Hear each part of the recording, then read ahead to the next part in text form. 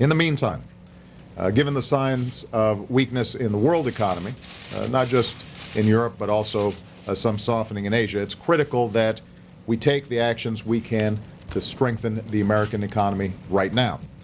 Last September, I sent Congress a detailed jobs plan full of the kind of bipartisan ideas that would have put more Americans back to work. It had broad support from the American people. It was fully paid for. If Congress had passed it in full, we'd be on track to have 1 million more Americans working this year. The unemployment rate would be lower. Our economy would be stronger. Of course, Congress refused to pass this jobs plan in full. They did act on a few parts of the bill, most significantly the payroll tax cut that's putting more money in every working person's paycheck right now, and I appreciate them taking that action. But they left most of the jobs plan just sitting there.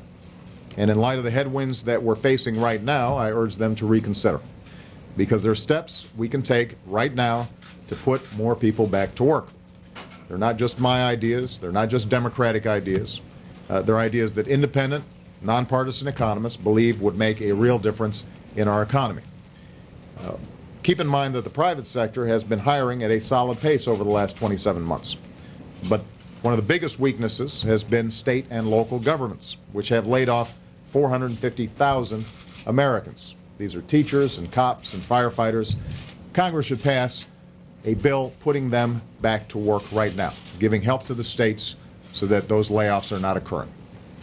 In addition, since the housing bubble burst, we've got more than 1 million construction workers out of work.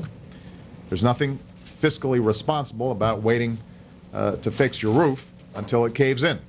We've got a lot of deferred maintenance in this country. We could be putting a lot of people back to work, rebuilding our roads, our bridges, some of our schools. There's work to be done. There are workers to do it. Let's put them back to work right now. The housing market is stabilizing and beginning to come back in many parts of the country, but there are still millions of responsible homeowners who've done everything right but still struggle to make ends meet. So, as I talked about just a few weeks ago, let's pass a bill that gives them a chance to save an average of $3,000 a year by refinancing their mortgage and taking advantage of these historically low rates. That's something we can do right now. It would make a difference. Instead of just talking a good game about job creators, Congress should give the small business owners that actually create most of the new jobs in America a tax break for hiring more workers.